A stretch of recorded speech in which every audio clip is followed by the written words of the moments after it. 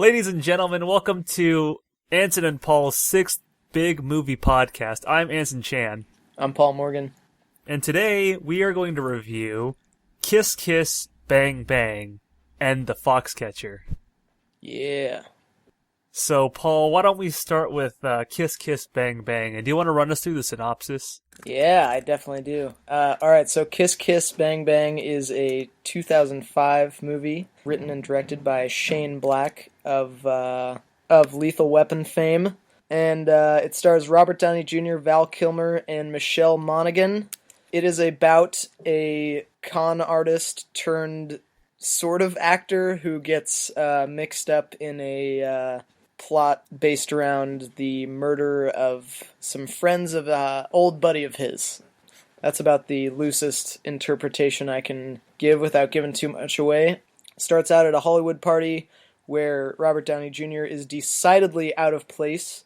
He explains to us why he's there, and then we dive headfirst into the case that he and his friend Val Kilmer, aka Gay Perry, are investigating. So, I happen to have some privileged information that you did not enjoy this movie, so why don't we start with what worked for you? What did you like about this movie? Wow, I only wrote down a couple things that I liked, which were like specific gags, specific moments. This is, to clarify, this movie's kind of like a lighthearted noir black comedy kind of thing with a lot of self-awareness. And, very meta. Yeah, it's like about actors. And we should clarify that we watched this week because we both enjoyed but thought could have been improved The Nice Guys last time. Correct. So we wanted to see kind of what other stuff Shane Black had done. I'm very familiar with this movie. I believe this was your first time. This was my first time watching it, and my God, man, I was not expecting. Not expecting what you got. Yeah, I don't like all that self-aware kind of like. Okay, I like it. Like in Deadpool, I liked it. It was over the top, but it still, it was still like funny. Sure. This just felt like it was so annoying. It knew that it was a movie, so it referenced itself as a movie all the time. Yeah. Robert Downey Jr. as the narrator annoyed me. But anyway, that was just to give you a little bit of background. So what I liked about it, I liked the scene where Robert Downey Jr., his finger gets... Oh, spoiler for those of you listening. Yeah, let's just say spoilers from here on out. So at a point in the movie, Robert Downey Jr.'s finger gets cut off in a door slam incident. And I had actually known about that before. What I didn't know was like how that would kind of like be a constant joke after that fact. So I kind of like that. I like when the dog ate it. I thought that was really funny. Yeah. I like the spider and the boob part. Because those two jokes were set up well. When the dog ate the finger and the spider... Mm-hmm. Well, the spider was kind of like out of nowhere, but it was still a funny gag, right? Well, I think it's just adding fuel to the fire that like Robert Downey Jr.'s character desperately wants to be perceived as a good guy. Uh-huh. I think that's kind of where the setup for that scene came from. Now, there were a lot of attempts at humor in this movie, but I think those are like the only two that I actually enjoyed, or I might have laughed at. Sure. Maybe the part where Gay Perry kisses Robert Downey Jr., that was kind of funny. Oh, and the cops are rolling up on him? Yeah, you knew that was going to happen. Like, it's such a cliche, a movie cliche. Yeah. But it flipped it on its head with like two gay guys, so it was really funny. I don't know, but I was not a fan of the story, but I liked the idea of it. I thought it could have been cool, but I don't... Okay. I think there was just too much in the way of unlikable characters and just, this is how I feel, hope-a-dope-a-do, kind of, lines that they were given that I really didn't like to stand in the way of me enjoying it. Plus, do you have any specific examples of the "this is how I feel" da-da-da-da-da that didn't work? Oh, yeah. Like, a lot of dialogue between, what's her name now? Harmony? Yeah, Harmony Faith Lane, played by Michelle Monaghan. Her and Robert Downey Jr.'s dialogue, like, what? Like, are you private detective? I'm really angry, or I'm gonna be really sad. Or then Robert Downey Jr. is calling Gay Perry, I'm so scared right now. What do I do? Like just outright saying like how they feel, pretty much. Those are two kind of examples, but really it was more just the dialogue between Robert Downey Jr. and Michelle Moynihan, or Harmony. It never landed. I felt like a lot of this was improv too. And Interesting. I hate improvised movies. I'm not sure if this was an improv movie, but it really felt like it. To the best of my knowledge, it was very heavily scripted. Wow. Then that's a shitty script. Really? I totally disagree, but I want to hear more about what in the script didn't work about for you. Well, do we want to talk about what works for you first? Well, there's so much. I'm afraid I'm just going to go on and on and on. No, please. Yeah. Okay. So, I love the beginning scene with the two kids and how they open the casket and she's totally fine and she says, "I'm going to be an actress." I love that. I love how much the narrator hates typical LA people, because I fucking hate that. Like, one of the things that he says, and I think his opening monologue is, the kind where if her name is Jill, she spells it Jylle. It's just very in tune. This character is in tune with hating all of the same stuff that I hated about LA when I lived there. Like, all of this, like, self-importance stuff, or like when the lady says, "I do a little acting," followed by just like a shot of her naked in a bed screaming and a werewolf is about to kill her. Like, that stuff is so funny to me because that shit pervades every social circle you get into in LA. Like I've said before, I hate voiceover, but I love the voiceover in this because Robert Downey Jr.'s character is, one, aware that he's in a movie, two, very, very disdainful for the parts of LA that I didn't like when I lived there, and three, because he leads you astray. He's an unreliable narrator, but he does it in such a bumbling, idiotic, like, oh, this was kind of an accident type of way that I just appreciated a lot. I liked Harmony's commercial with the bear. "I'm a bear. What do I know? I eat the heads off of fish." Yeah. I thought that was really funny. I don't know that I paid enough attention to Robert Downey Jr.'s scenes with Harmony, because one of the things I wrote down was that the dialogue was extremely tightly written. Oh my god. Maybe I'm not thinking of the scenes with her, but when Robert Downey Jr.'s with Gay Perry, those are fun. Or where he's talking to Harmony in the bar, especially, like when he first gets to know her, when she recognizes him, but he doesn't recognize her. I thought that was really, really tightly written.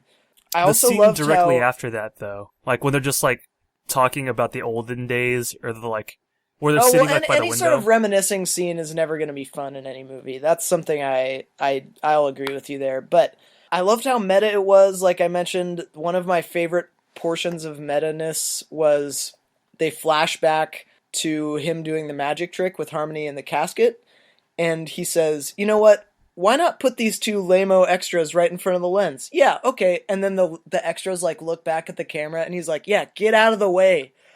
Stuff like that I love, because I don't think that you see that a lot in movies, and it was just kind of a fresh take on, like, listen, we know everything we're doing is a conscious choice, so why not make a choice that's bad for the audience, and then while the audience is watching the choice, change the choice. I love that for some reason. That makes me really, really happy when people do that. Oh. Completely different taste. I know, right? I loved Robert Downey Jr. accidentally killing that black nurse who was trying to kidnap them. Oh, that was really funny. So funny. I don't know why. That made me laugh so hard. And then also at the end when he goes, "I'm not going to end it 20 times. I saw Lord of the Rings." And then after that, there were like 2 more endings. I thought that was so funny. I don't know. Everything about this movie just really works a ton for me. Also, one of the things that I noted that I really liked is Robert Downey Jr.'s character over-explains everything, which is something I do, and it's something I kind of hate on myself for, like in my personal life. I'll try and say something and I'll explain it like way too much. But his character does that a lot more eloquently than I could. And so as a result, I like him for that. And then those are the things that like mainly worked for me, but I also wrote down some lines that I really like. Ooh. Like when he introduces Gay Perry, he says, "Perry Van Shrike, aka Gay Perry. Honest to God, private eye, consultant, film, TV, just incorporated. He's big time. Also is gay." Like little things like that. I also like that Gay Perry's name is like Gay Perry, like gay old I Perry. didn't catch that. Like, Yeah. Shane Black's writing is always full of little clever things like that I really like. I also like, in the beginning, Harry, while he's narrating, says, "I don't see another goddamn narrator, so pipe down." That one is great. He's talking to Gay Perry, and he says, "Still gay?" And Gay Perry goes, "No, I'm knee deep in pussy." I just like the name so much, sarcastically. That made me laugh. Oh, when he's talking to Harmony the first time, and she says, "Bad. You feel bad." Badly is an adverb. So to say that you feel badly would be saying that the mechanism which allows you to feel is broken. And then later on, he tries to use that on someone else, and he gets it so wrong. I just love that so much. And then he's also, when he's talking to Harmony, and she says, "She's been fucked more times than she's had a hot meal," and he responds, "I heard about that. It was neck and neck, and then she skipped lunch." Those little lines. I love those little things. This is all in the first half of the movie. I know, but the first half of the movie is full quarter of cinematic gold, in my opinion. Yeah, and then it gets bad. Well, I don't know. Yeah, actually, I'd say that. I'd say the first quarter was fine. Okay. Also, when Gay Perry's talking about a client, and he says, opens the door and she's got nothing on but the radio. I thought that was a really poetic line. You could have said someone was naked so many crass, stupid ways. Yeah. But he says, she's got nothing on but the radio. I thought that was really elegant. And then there's that classic line that everyone loves by Gay Perry. "Look up the word idiot in the dictionary. Do you know what you'll find? A picture of me? No, the definition of idiot, which you fucking are." That line is such a good line, and it's been in just about every YouTube compilation of great insults that I've ever seen.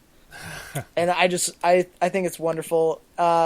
Yeah, as you mentioned, and as I'm realizing now that I'm reading all my stuff back, most of my favorite parts in this movie were in the first half, especially the first 45 minutes. But I just think that, like, it kept me interested. I liked Robert Downey Jr.'s character. I like that he's just a normal guy. I like the angle of, oh, well, the producer really just brought you in so they could shave a couple dollars off Colin Farrell's, price tag or whatever. I like that story device. I like how off the walls things go, and how kind of like, Harry Lockhart can't really seem to do anything right. I don't know. I thought, I've seen this movie 2 or 3 times. I've never seen the last 30 minutes until I watched it a couple nights ago for this podcast. So, oh, really? I did like the ending a lot. I especially like the multiple endings. I especially like when he said, "Hey, why don't we just bring back every fucking person who died?" And then all those people just walk in the room. And they acknowledge that Gay Perry still being alive at the end is kind of a cop-out, and yet they still did it, but they did it with kind of like, here, we know this is stupid, but, we had to have this conversation to wrap up the movie. I don't know. I really enjoyed it. But with that said, I want to move on to what didn't work for you in this movie. So, what I'm understanding now is, well, I knew this. Like, I have this in my notes, actually. It's like one of my last things I wrote down was, this movie is very masturbatory. Oh, and by certainly. that, I mean, it's for Hollywood people. Yeah. Right? Hollywood people writing about Hollywood things in their Hollywood life. And how shitty Hollywood is, yeah. Yeah, and, like, I don't care. Sure. Let's put it that way. I know you've been in it. Yeah. So it makes a lot of sense why it would resonate with you. And I actually find that very interesting that you put yourself in, Robert Downey Jr.'s place. It makes sense. Like, the not Hollywood guy loathing Hollywood in Hollywood. So I like that. But for me, I just could, I could give 2 shits. Sure. Yeah, the whole thing about the movie being made in a movie, like, that feels like, I don't know if that was intentional or not, but that feels really weird, right? Like, it's already a fourth wall break that they talk to you, like, outside in the narration. Yeah. I get maybe they're trying to go for that, but I don't know. See, this is exactly this movie was made for the sake of like, see how funny we are in Hollywood to us Hollywood people. Like, this is what we think is funny. Yeah. I don't give a shit. Like, that's all industry shit. Yeah, it very much is. If you're to come to my work and we're joking about tax stuff, oh, you'd think it was fucking horrible. Yeah. Like, but that's all we live day to day. But I wouldn't try to, like, impose that on anybody, Sure. of course. You're saying to make it more relatable to people who aren't in the industry. Well, I'm saying that. It's just not made for me. Yeah. And I completely understand that. Like, Nice Guys was more for me. Because it wasn't, like... It relied on flipping tropes, which is fine. But this is, like, actually about us in the industry. I'm making this for actors. Yeah. Everyone in Hollywood. This is only for us, kind of thing. And I kind of got that. To bring it back to, again, Danny Voigt's one-act play. Sorry, Danny Vogt, if you're out there listening in Radio Land. But his play that was just very only for the stage crew people. Sure. I found was, my opinion on it. I've said it before. I really didn't like it, and it was just completely unrelatable. And I was like, I don't care. I don't care. That's the banter you guys have backstage. So you're saying that one of the facets of a movie for you is like a why should I care type of thing? That's definitely true. Okay. And the characters in this, none of them were likable on their own. You know what I mean? Like, except for Gay Perry. He was funny. But Gay Perry was written like a detective. Yeah. Right? He had the lines. He had the swag. Constantly calling Robert Downey Jr. an idiot because he never can do anything right. That's more of like a buddy cop thing, but like just the old like, so I see you're into such and such, hey? Like he had kind of that whole persona going for him. The classic detective, and I like that.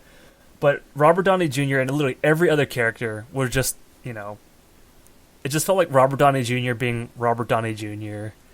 And I don't know who the fuck Michelle Moynihan is in real life, but like, she was just whiny the whole time. I don't know, like. It was like watching... So I didn't like The Sopranos after like season 3 or 4. I just stopped watching. Sure. Because the writing devolved into, I'm just going to yell at you all the time. What are you talking about? Nag, nag, nag. They're either nagging, crying, or yelling. Yeah. That's the only way they can talk. In this movie, the only way those two talk, which is the majority of the focus in this movie, is just either nagging, screaming, but a lot of nagging, and arguing. It's like, fuck this. I get enough of that. I had enough of that in my life. You know what I mean? I don't want to sit here and be subjected to it longer. Some people think that's funny, but I personally find that very off-putting. Interesting. And especially when it's the only thing you get. And I guess, like I said, the humor all relies on the whole Hollywood, this is Hollywood thing. The other jokes that were just normal jokes, they just didn't land. And if they like, and I can also understand the jokes that were in the industry stuff. Like, I'm like, I guess I know this is supposed to be funny for people, but this just is not funny for me. I had a lot of those moments. Yeah, and for you that you like the fourth wall breaks. Well, that's the thing is I don't like them. I think that's why this is so special, because usually narration fucking sucks and it beats you over the head with the plot. But this serves to supplement the plot and comment on the characterization in the plot, as opposed to, when I was a young boy, my grandfather gave me a sword. Like, I hate typical narration so much, and this is just not typical for me. See, there's a fine line you have to ride, though, when you're, like, overdoing it, or you have, like, you're able to slide it in. They tell you, like, not to just straight up insult somebody when, like, they did something wrong. You're supposed to, like, couch it in a funny way so that they know they're being insulted, but they can't be mad because it was funny, kind of thing. Sure. In this, what they were trying to get across was never funny. With the fourth wall breaking specifically. I don't know if you saw Aladdin, the musical. No. Oh, I hated it. But a lot of people love it. The only part about the movie Aladdin I find tolerable is Robin Williams' performance. Robin? And I would never go see a musical based on that, because it's just a boring story to me. Like, their whole shtick was, we have, like 3 wise men or 4 wise men or whatever, and all they do the whole time is break the fourth wall and just keep referencing how this is a play and blah blah blah blah blah. Oh, like in and Joseph, like, oh my, like in Joseph and the Amazing Technicolor Dreamcoat. I don't know if I've seen that. Did we put that play on in Darman? Yeah, they had something like that. It was like Oh, I completely forgot about that. it was I like just three remember Goober. people who just stand on the side of the stage, and they occasionally come out and just narrate when they don't want to actually tell you what's going on using the action of the play. Well, I'm not sure if that's how it went in Aladdin. Maybe it did. Yeah. It's hard to remember. But the story already is written, right? It was more for when they came out, they'd just be like, this is a play, hope-a-dope-a-do, and like completely subvert the narrative, Yeah. kind of ruin the tone, just fuck up the flow entirely. Robert Downey Jr. did that to me too, and he was just breaking the wall constantly, and he'd go on too long. I've said this before, I hate Dane Cook.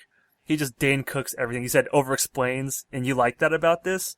I fucking found that intolerable. What part? I was like, shut the fuck up. What parts were especially acute in terms of your intolerance of that type of behavior? Or at least for the narration? Yeah. No, I guess when I was saying I like how much he over-explains, I'm talking about his character, not about the narrator. Oh no, the narrating would go on and on and on. It's like, I get it, you're breaking the fourth wall here. And like, your joke wasn't funny the first time, stop talking about it. Interesting. I just could not take it. But then again, maybe it was the state of mind I was in. Sure, maybe. I was like, I just came off of a bunch of losses in Rainbow Six Siege. And I was watching it, and I was just like, oh. I was like, this will cheer me up. And then I was like, oh, this is just intolerable too. So that could have been it too. But so maybe on the second watch, I'll enjoy it more. But I focused wholly on this movie. You know what I mean? Some movies are better as background for me. Yeah. This might be a better background. I don't even think so, though, because for all the reasons I said above, I don't think I could watch this again. Damn, that's interesting. Yeah. Is there anything that you didn't like? The only thing I wrote down in terms of things that didn't quite work for me was I wrote down, and I'm just going to read verbatim what I wrote because I think it's funny how I phrased it. I said, I could honestly see this movie being very confusing your first time through because of how slow the second act is. So I think once bodies start dropping, it slows down a little, and it's more, you don't know whether it's trying to focus on Robert Downey Jr.'s character or whether it's trying to focus on his character's experience of the murders and the cases that he's quote-unquote investigating. True. So, like, for example, after they see those guys with the masks and run away from the lake where Robert Downey Jr. threw Gay Perry's gun away because he's a fucking idiot, after that, they spend a lot of time dancing between Robert Downey Jr. is focusing on the case and Robert Downey Jr. really badly wants to impress / reconnect with Harmony. And there was a part of it where I was like, I didn't know whether or not they wanted us to focus on either of these things more acutely. And obviously, they continue on with both of those storylines throughout the rest of the movie. But I think it would have maybe been a little bit more easy to understand if they had focused on just one of them. I personally could have lost the connection with Harmony the second the spider scene was over. Yeah, I agree. But at the same time, I think that she provided a good reason for him to be not at his best as a quote-unquote detective in training. So, I mean, I don't know. I do like this movie a lot. That was the one kind of gripe I had, was that I wished they would have focused more on one of those things as opposed to both of them. Mm-hmm. But other than that, I mean, yeah, I think I really enjoyed it. I think that's a good point that you brought up. The A story, B story thing. Yeah. Because I also wrote down here that I just hated their love story. But again, like, this movie was made just to make fun of Hollywood. It wasn't really made for the movie. But it tried, by trying to be both, for me it definitely hit the mark. Because I think it was supposed to be a B movie over, what was a joke about the industry. Sure. But then it tries to take itself seriously. Right? This is the opposite problem Nice Guys had, where it starts out as a detective movie and then becomes some B-movie shit. Sure. Or family B-movie shit. Because the tone completely shifts in, the first third of it. Or, right at the halfway point or so. Yeah, it seems more punchy in the first third of it. they stopped writing jokes. Yeah. They stopped writing the lines, the quips. Yeah. It just became like from one thing to the other. It's like, are you trying to make a movie now, or are you just trying to be like, because it's not funny anymore, or they're not even really trying anymore. They're just trying to like get from plot A to plot B to plot C, right, or plot point A, B to C. And I thought that was, I'm starting to notice a trend in this guy's directing style, at least with these two movies. I know it's not a correlation, but maybe he's trying to be two things at once: family movie / hardcore like detective movie Sure. in Nice Guys, or romantic comedy / self-aware fourth wall breaking movie with this one. Yeah. But I don't think he blends it particularly well, especially when the tones completely change. Yeah, one thing I noticed from what you just said is that both of those movies, there is like a really distinct shift in tone between the first part and the second part. Oh, yeah. And Like, I don't necessarily hit the think that's brakes. a bad thing, but it is something that like I do. yeah, you've made that abundantly clear. But it is one of those things where it's like, it does make you wonder what the movies would be like if they kept their opening tone, because I don't remember whether you particularly liked the beginning or the end better on The Nice Guys, but for me, like, Oh, the beginning. the first 45 minutes of this movie is so tight and so hilarious and so well acted. I could honestly watch it over and over and over again. The second half, I mean, I'm almost kind of glad I didn't see the very ending until this last one, because it wasn't quite the punchy, great stuff that was in the first half. But at the same time, I don't think I disliked it, necessarily. Mm-hmm. Okay. Well, I think I've said about all I need to say on this movie. And it's funny how we have very differing opinions. Yeah, definitely. I'm actually kind of glad we had very different opinions, because it seems like, for the most part, we're able to come to some sort of consensus on most of the other stuff we've watched. But I think this one's really good for me, and maybe not as good for you. It really highlights our difference in taste, I feel. Yeah, definitely. Yeah, that's good. I would not recommend this movie. Go for it. I don't know. If I'd say, did you like Aladdin the musical? And they say, yeah, I'll say, oh, you're gonna fucking love this. Go ape shit. That's it. And I'll say, did you like Deadpool? And they'll say, I haven't seen it. I'm like, well, Then I can't give you a recommendation. yeah. I don't know, because I like Deadpool, but this did not hit it for me.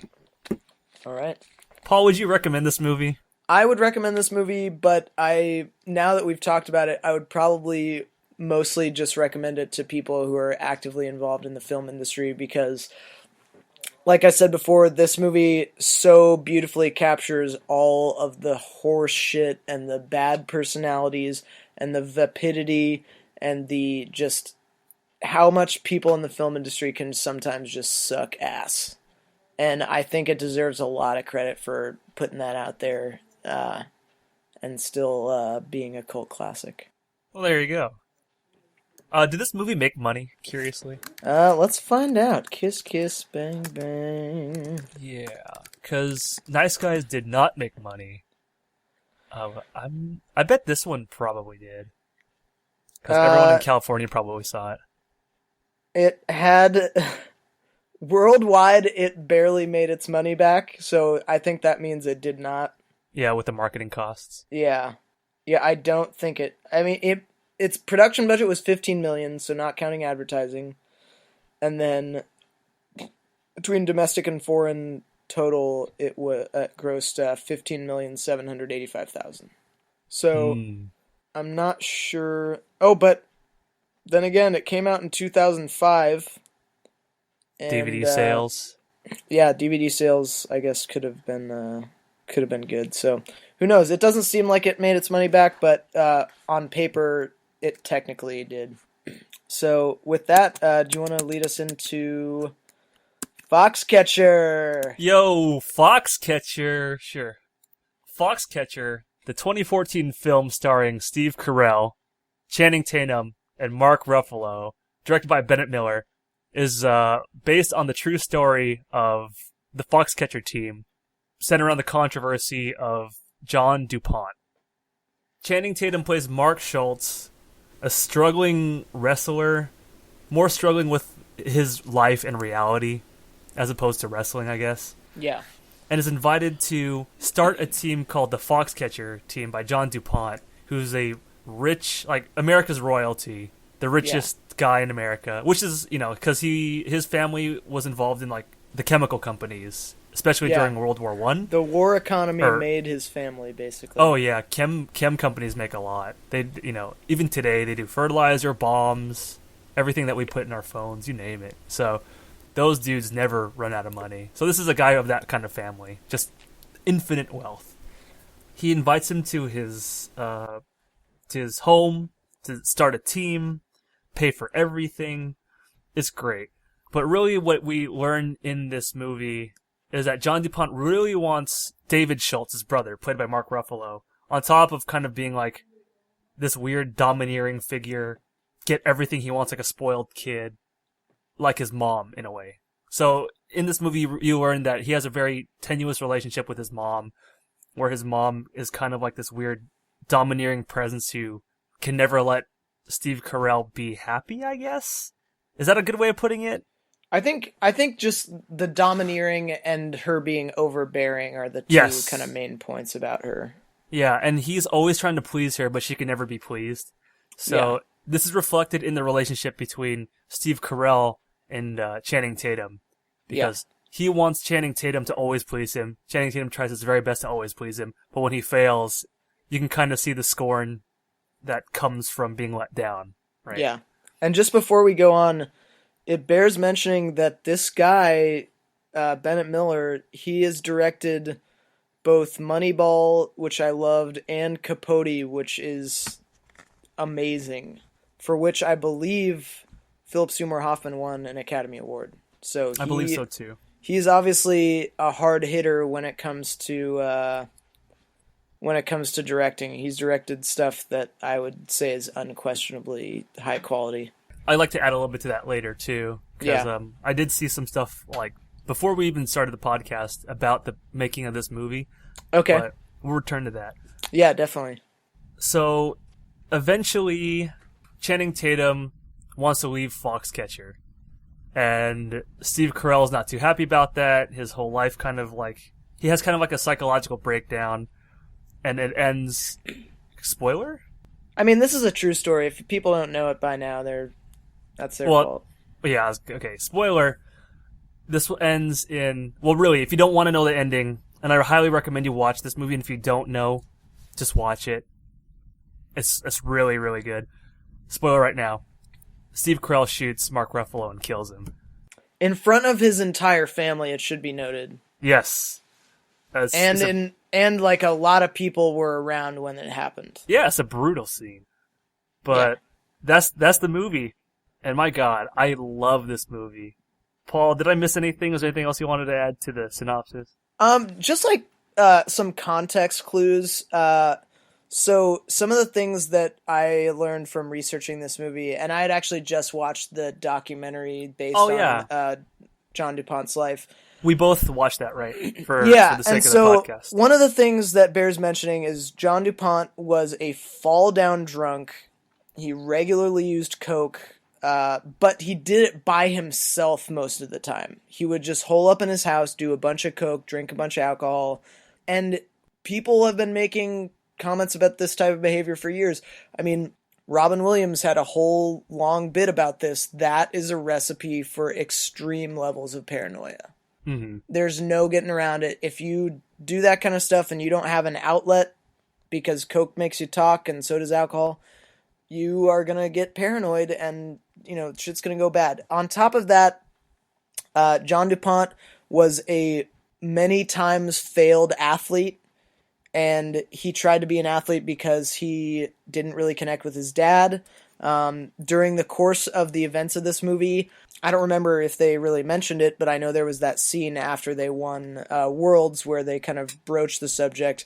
John DuPont actually would organize wrestling tournaments wherein he was meant to win the entire tournament. He would pay judges and pay people to come to big arenas, and he would put himself up against the weakest people or pay people to lose to him. He had a real bad inferiority complex, and Yes. a lot of people suspect that stemmed, one, from his overbearing mother, and then two, from the strained relationship of being seen as a failure by his father. So, yeah, this is just a fucked up movie about a fucked up guy. Having said that, it's also a gorgeous movie. One of the most gorgeous movies I've seen in a long fucking time. It's beautiful. Yeah, so those are just some context clues I wanted to put in there. Also, I mean, it bears mentioning, even though the movie mentions it, that Dave and Mark Schultz were world-class wrestlers way before John DuPont got involved in their lives. Yeah, So both Olympic gold medalists. yeah, so he just kind of was... He wanted the company and the attention, and he was able to push them the direction they went, but, you know, he ultimately ended up just being kind of a toxic figure in just about everyone's life who he entered. Also, John DuPont tried to claim that he had schizophrenia when he went into trial for the murder, and they denied it, and he died in jail in 2010, I believe. So Something like that, yes. yeah. So what worked big time in this for you? I know we both said we enjoyed it. So what stood out for you in terms of working really well? One of the first things you realize in this movie is the sound. The sound design is very sparse. They don't have a lot of unnecessary noise or music. Yeah. What you hear is like footsteps or a Or like creaking door. people's arms brushing up against each other's arms. Or Like very interesting. Like it's so captivating just to hear the sounds of, like I said, in the opening shot when they're wrestling in the room. I used to wrestle too, but so like just hearing the noise, you know, like the way they focus on that is very interesting. Yeah. The gunshots.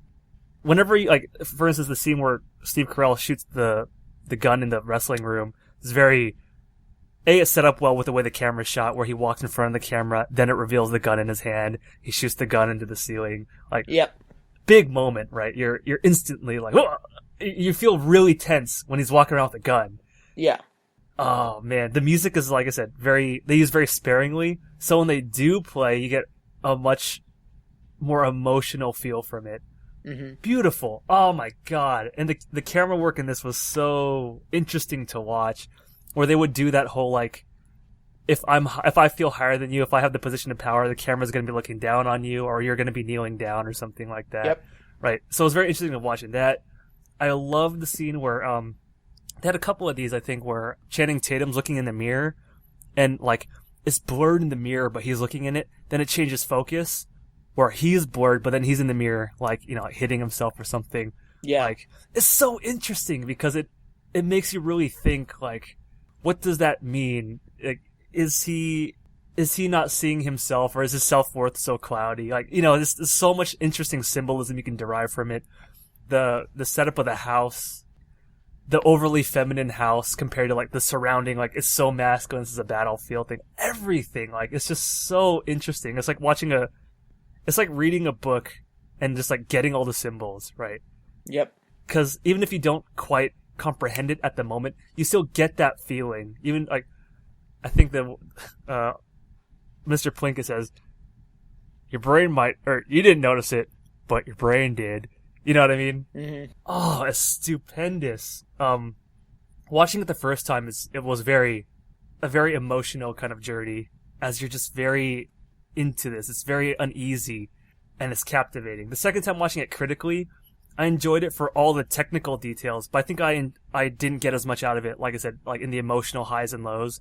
A, because I already knew it was going to happen, but B, I don't know, I think it was just harder to focus on the story when I'm looking at all the other beautiful things that are going on. Yeah. Right? Yeah. Oh my god.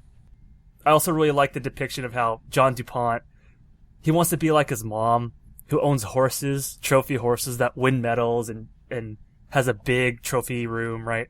Yep. He's trying to do that with the wrestlers, and his whole relationship with them is, you know, come here, come sit, you know, like dogs or like horses. Yeah, you're a treat them like product. animals. Yeah. And like, it's interesting to kind of see that, where that kind of becomes like, you are nothing more than animals to me, but at the same time, I want to dominate you like my mother has to me to you, right? Yeah. Like, in a weird father-son relationship thing. Oh my god. Like, it's just... I'm in love with this movie, but Paul, what did you like about this movie? So I had seen this movie for the first time just watching it for this podcast, and I knew the story very well. I've seen the documentary once or twice. And so this is kind of embarrassing, but I didn't really write down very much at all. I was just kind of enthralled by the movie, and I think that's the mark of a good movie maker, is when you can know exactly what's going to happen and you're still, just unable to be critical in the moment. So I didn't write down almost anything for the didn't work side. But as far as what worked for me is, I loved how this movie took its time. My very favorite movie of all time is There Will Be Blood by Paul Thomas Anderson. And that movie takes its time. It doesn't ever shoot you from one scene to another when you're not ready to do so. It really holds on the characters. Some of the instances I wrote down of it taking its time were Mark Schultz waiting around in John's mansion just for John to simply show up the first time. Mm-hmm. There's all these really long holds of him looking very uncomfortable and looking around, and like, you can see on his face, do I sit? Do I stand here and wait? Do I just look at things? What is the deal here? Another one is Mark looking at the American wrestling guys. This is a little before that, when the guys from the American Wrestling Federation are in the gym and Mark's working out by himself, and those guys come in and they're talking to Dave and they all just kind of stare at him. Mm-hmm. I loved that moment. Like, the whole, like, taking your time to, like, kind of, maybe I'll just barely wave at them, but I'm not going to acknowledge them, but I'm still going to be looking at them so they know that I know they're there. And they set it all up visually. Yeah, there was so much. God. There was so much like that where it just seemed to really take its time. I really appreciated that. The use of ultra wide shots, I thought was incredible. Like, a lot of the times that you see the land surrounding DuPont's mansion was in very ultra wide shots, like John walking Mark around. Mark and the guys going for runs, Mark standing inside of the house, that scene I just mentioned, when Mark drives, up to the mansion, all of those beautiful nature shots, all of those shots were just so gorgeous. And sometimes I think movie makers hold on stuff like that a little bit too long, but I thought this was just... it worked so well. So in that sense, the cinematography, there were a lot of times where the cinematography just looks very like drab and creepy, especially in a lot of the early morning type scenes. I love that. Like the mists coming over the those are rolling so hills gorgeous. and stuff. The awkwardness that characters felt around John DuPont, I think... coming from, I don't mean to sound pretentious, but coming from someone who's made quite a few, short films and stuff, one thing that's really tough is creating a sense of atmosphere while not focusing on the person responsible for that atmosphere. I'm thinking in particular about the scene after they had all just won Worlds, and they're all drinking, and he says something about, like, let's all get nice and drunk or something. And then he proceeds to kind of act weirdly around them. He's acting in a way that makes people uncomfortable. But they don't really focus on him in that scene. They focus on the reaction shots of the guys who are surrounding him. Mm-hmm. And then when he starts wrestling guys and, like, it's clear that he's bad at it, but he's still, kind of, they let him win. Yeah. They keep showing these guys' faces, and a lot of them look like, oh, I'm trying to laugh to make it seem like I'm into it, but I'm so obviously uncomfortable. Yeah. That awkwardness is so hard to create, I think, when you're making a movie, and I think they did such an expert job of it. And then the last thing that really worked for me really well was just the acting. I love Mark Ruffalo already. I love Channing Tatum already. I love Steve Carell already. But I got kind of a depth in this performance from Channing Tatum that I don't think is fully there in all of the rest of his movies. Absolutely. It just seemed like this role was perfect for him, from the, like, my back is too big and my legs are too unflexible walk that he had, to like his facial expressions and the way he kind of slightly juts out his bottom jaw. Yep. Like, I just loved his performance so much because I did too. It spoke so much to the concept of, like, you can tell he knows something is off, but it's in his, like, kind of overly masculinized personality to not say anything or to just keep quiet and let it be.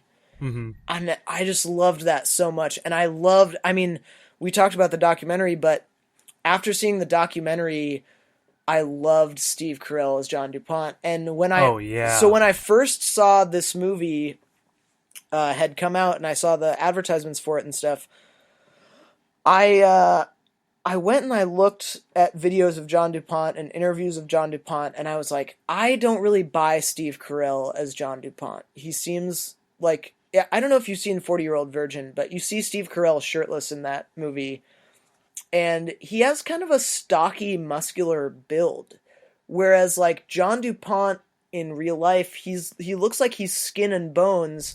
Yeah, and the only reason his belly is slightly distended is because that's kind of what happens with old age. Mm-hmm. And so when I first saw the advertisements for this movie, I was like, Steve Carell was a bad choice to play John DuPont. I can't think of anyone better, but, you know, he's just a bad choice. But then when I watched the actual movie a couple nights ago, I was blown away at how well he captured his mannerisms. Because, I'm so glad that's the reaction. The documentary has so many great scenes of John DuPont just being this awkward, gangly fuck, and you can tell he's running over all this mischief in his head. Yeah. And I really got that from Steve Carell. I really loved that a lot. So the acting would be the last thing I would say. Just like, you cannot emphasize how much an acting can make a movie. That's the one thing I forgot to mention too. That was the acting was out fucking standing. Yeah. Apparently Steve Carell on set didn't like take off his prosthetics. Whenever he was around, like this, he would be John DuPont, just even in interaction off the set. Because apparently they said like when you actually are like around that type of person, you're not seeing Steve Carell as just, you know, I turned off and now I'm back to Steve Carell. Yeah. You start treating him like actually that character, and you start to feel that uncomfortableness when he's around the set, when he's just walking around just being kind of weird. And I thought that was fucking great. Right? Yeah. The director, I think, was also the editor in this, I believe, Bennett Miller. Oh, no shit. And I think he took years to actually come out with this movie, because it was finished for a while, but he took years to, like, put it together and did not allow any studios to interfere and made, damn, that is his, like, so baby. Cool. Yeah, and so, like, but you really get that, because it doesn't ever drop off tonally. Every scene has meaning, every shot has meaning, every sound has meaning, every word has meaning, and that's because I think he edited it to his gold standard. Like, holy shit. I think that's the story, if I do recall, because I saw that after I saw this movie. And I also wanted to bring up, I only wanted to see this movie originally because I heard it was nominated. I said, Steve Carell's nominated. Oh, wow, that's great, you know. And I think before that, I just seen Seeking a Friend for the End of the World. Uh-huh. And I really liked his performance in that. Really? Okay. This is the first drama I think I've seen him act in. It was like a black rom-com. But this, I mean, like, man. Like, he just is so good in this. I love when I see a comedian I like transform themselves into something I can really, really get into. I think, for example, Jim Carrey in The Truman Show was really good. Right? Robin Williams in, what's the one with the How You Like Them Apples? Good Will Hunting. Good Will Hunting, and in like Good Morning Vietnam. Well, he was a comedian in Good Morning Vietnam, but like when you see the comedians transform themselves for dramatic roles, you want to see them succeed, right? Yeah. But it's astounding at how you don't see Steve Carell in this movie. Oh my god, you not only at all. see John DuPont. Like, Well, it's also, amazing. I mean, I will counter that by saying I did occasionally, because of the fact that the characters are so similar in their wants and needs, I did occasionally see a little bit of Michael Scott from The Office. But that's what people say. But that's just because I only just started watching The Office for the first time, and the character is fresh in my mind. But he always like wants to be included in everything, and gets mad at people when they don't include him, and he'll do it to their face. And that's kind of the way John DuPont is as well. So I saw a little tiny bit of that, but I don't think that's necessarily. Maybe that's why they casted him. Possibly, yeah. Yeah, but they compared him to Prison Mike. I don't know. I think I've seen a scene of Prison Mike from The Office. But I don't know if you have. It's like, no, I don't think I've got. In prison, you get raped or something. Oh no, I haven't seen that scene yet, but I'm sure. Yeah, I'm seeing a picture of it now. That makes sense. Something like that, but I didn't get that. And I don't watch The Office regularly. I'd seen it occasionally, like when I was eating dinner. Yeah. But I didn't have that problem of Steve Carell took me out of it. I was just. Yeah. I was completely in this world. Dude. Yeah. I love this. And just for Steve Carell's performance, for Channing Tatum's acting, without speaking, just his body acting, and Mark Ruffalo really, like, all his speaking roles, the caring brother, amazing. This I don't think this could have been a better movie. Yeah. And this is actually a really hard subject to tackle, I think. Like, oh yeah. When something's based in reality, when it's based off of a true story, it's so hard to ride that line of, do we make it true? Or do we kind of dramatize it? And how we're going to pull that off? What kind of tone are we going for? Are we going to make it lighthearted? Or we're going to try to really hammer home a moral? No, this was like, it took its time. It was a little ambiguous. It had a lot of things it was trying to say without explaining any one of them, where you can just kind of like let your mind wander and feel instead of like really have to like think about what was happening. Oh my god, this movie is just outstanding. Yeah, I think this movie has a quality to it that I think a lot of really amazing movies share, which is that it doesn't beat you over the head with information. Mm-hmm. It gives you information that is ambiguous or that requires interpretation, and then it stops. It doesn't do any of the interpretation for you. It doesn't hit you over the head with a moral. I love this movie a lot. I do too. And I'm just looking now at the box office. Unfortunately, it lost a lot of money. The budget was $24 million, and the gross was only $12 million. Oh God! Yeah, so this lost a shit ton of money. Oh man! But and I can imagine a big part of it though is you can't market this to anybody. Not only that, but like, if I was alive when this story was unfolding at a time when the only sources of news were the newspaper, the radio, and broadcast news channels. Yeah. And so you can imagine, like, some people might not want to relive how fucked up this is. I mean, I love morbid shit, and I could watch people die all goddamn day long, but if I was watching this on the news and, like, seeing this unfold, I'm not sure 20 years later I'd want to see a movie that showed me the stuff that the news omitted. See, that's exactly who I think it should have been marketed to. Like, the whole O.J. Simpson fucking TV show, right? Oh my god, yes. That was doing amazing. Very well. Everyone likes it. It's an interesting, traumatic experience for everybody, right? Who loved O.J. Yep. But this can't be marketed to kids because they don't know the story. Yep. Oh, wait. The worldwide, they made some money back, apparently. Oh, that's good. I didn't see that. Okay, thank God. So the U.S. gross was 12. I think worldwide audiences 19. are much more tolerant of straight-up dramas than U.S. audiences are. I think so, too.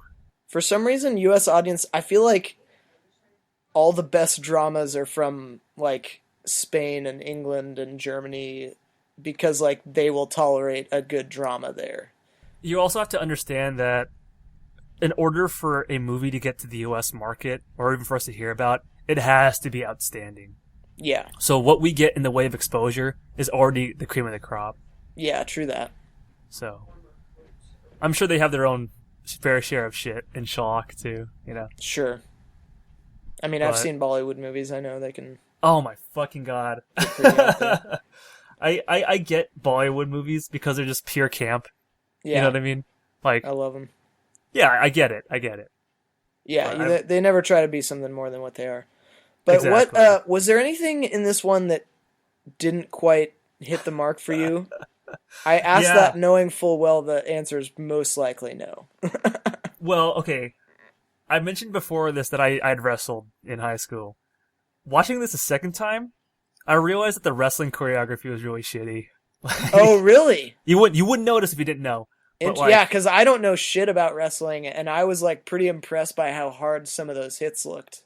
The takedown, when you watch the background wrestlers who aren't the camera's panning, it's watching Channing Tatum take to the mat, or not John DuPont, because his wrestling matches were shitty. Mark Ruffalo, when it's watching him taken to the mat. You watch the wrestlers in the back, they're falling over for no reason. They're not wrestling. They might have had something they had in mind, and then they just did it, and then while this was going. You know what I mean? Sure. And there were a couple of the leg grabs and stuff where you could sprawl out or do stuff like that. It was really funny to see that, because the first time I watched it, I didn't notice any of this. Interesting. Because I was so focused on what was happening to the characters, right?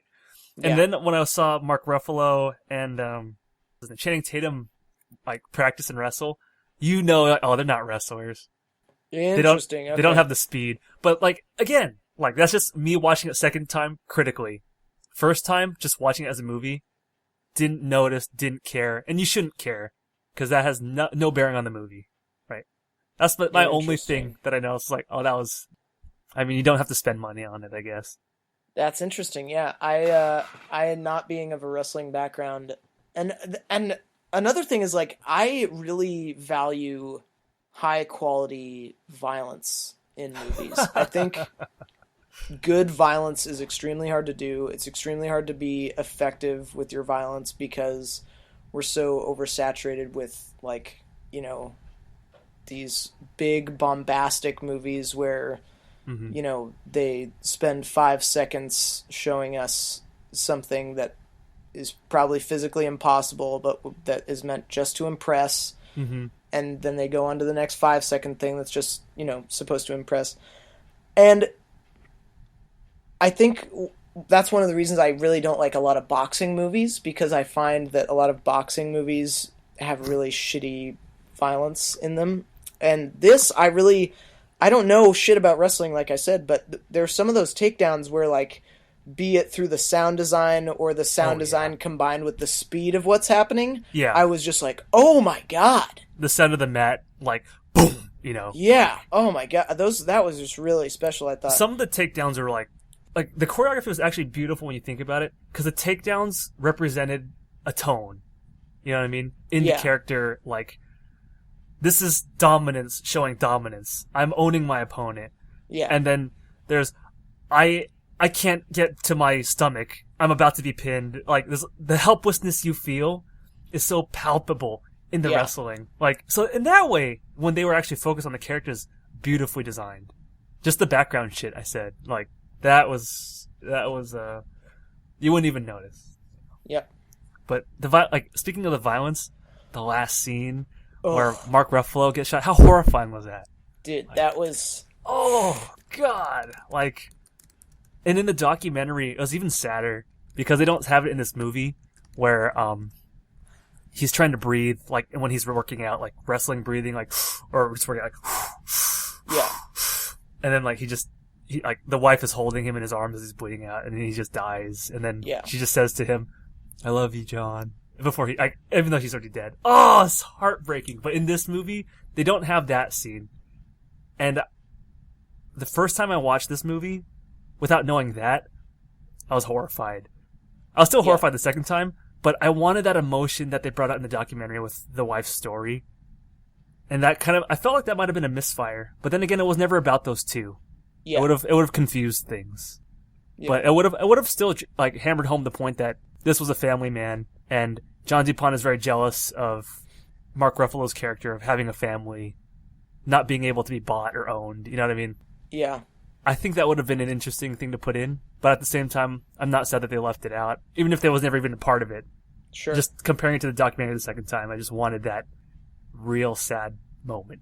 Yeah, no, definitely. And also in the documentary, I think I'm struggling to remember how much longer they go after Steve Carell drives away, but I would have liked to have seen, and maybe this would have kind of overdone it, but I would have liked to have seen the little bit about how John DuPont basically holed up in his house. But for me, the documentary, that's what the documentary should have focused on, because that was more drama. The movie needed to end there, because it's not about him holding up. Yeah, true that. Yeah. I just think that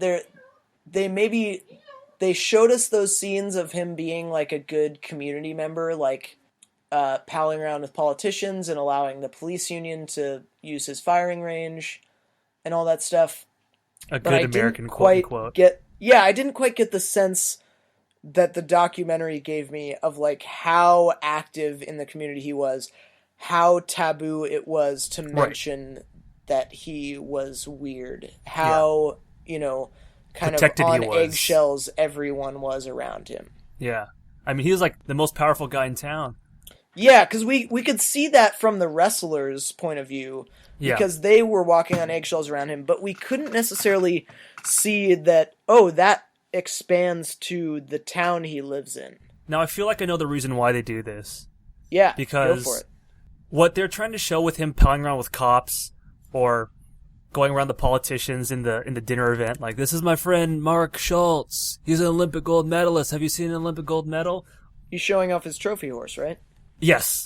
But it's also to show that, like, he tries to surround himself with masculinity without actually being masculine. Right? He will invite the cops to the range to shoot guns, but he's not one of the guys, right? Yeah, and they even contrast him with they create a contrast between him and the police officers by him wearing his team Foxcatcher uniform in the gun range scene. And everyone else in uniform. Yeah. Like, him and the army guys, like, the army guys are kissing his ass, not because he's a strong guy, because he's a rich guy. Yeah. And that's why they showed that, right? That's like his version of strength, almost. Yes, yeah, and, like, he's not afraid to use that, like I said, to pay for the wrestling tournaments, to win, and pay people to come see it. It drove that home much more. Rather than showing him as a protected member of the community, it showed how infertile he is, or just how weak and feeble his attempts are to try to be that thing by paying everyone else to say, "Oh yeah, you're the greatest." Like when he's wrestling his team after the World's Cup. Yeah. Like, and everyone's just humoring him. Everyone just fucking humors him because they have to. It's a very because lonely if they don't, place their to livelihood be. is literally down the toilet. Oh yeah. And so that is why they didn't focus so much on it. Because they needed... No, that's a good point. I never thought about that. Yeah. And they're focusing on his role as he sees it, as opposed to the role as everyone else sees it. Right. So the documentary has to be more holistic in that way, but what the movie's able to explore is his side. Yeah. CC.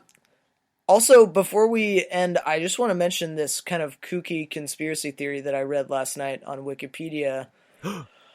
So there is a conspiracy theory, and actually John DuPont's lawyers tried to argue this in court, that he was under the influence of a drug called scopolamine, or the devil's breath, when he shot John DuPont.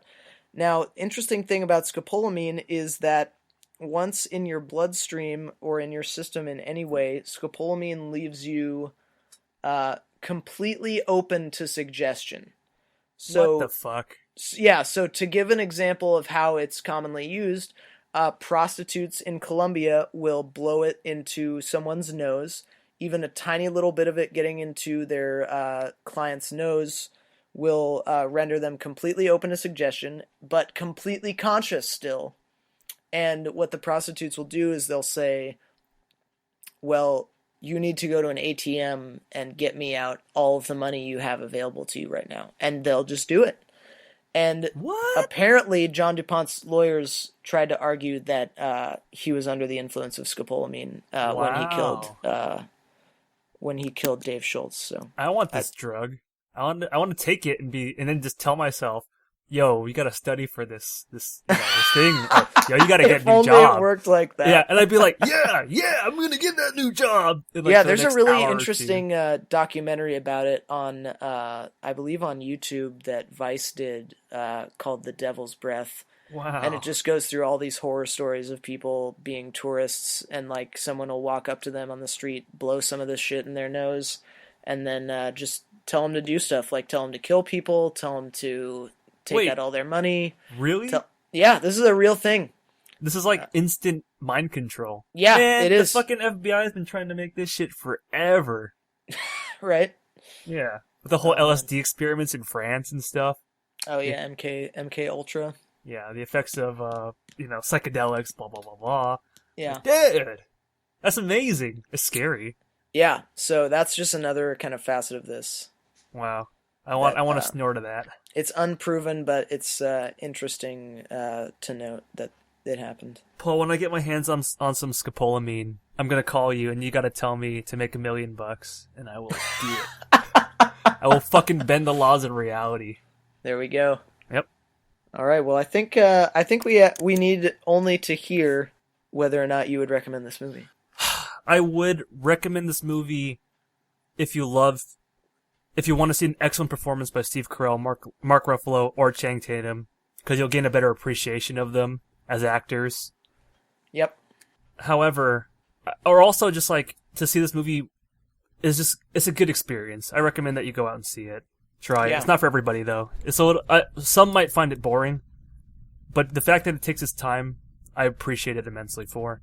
But I'd only recommend seeing it once, maybe, unless you're trying to watch it again critically. Yeah. Because this is a movie you only need to watch once. And I remember when I first watched it, I was like, I had that moment. I was like, I'm not going to watch this again, and I deleted it from my computer. So when I said, hey, we should watch Foxcatcher, I was looking for it, and I couldn't find it. I was like, oh yeah, because I said to myself, you only need to see this once. Yep. But definitely go check it out. A good point for sure.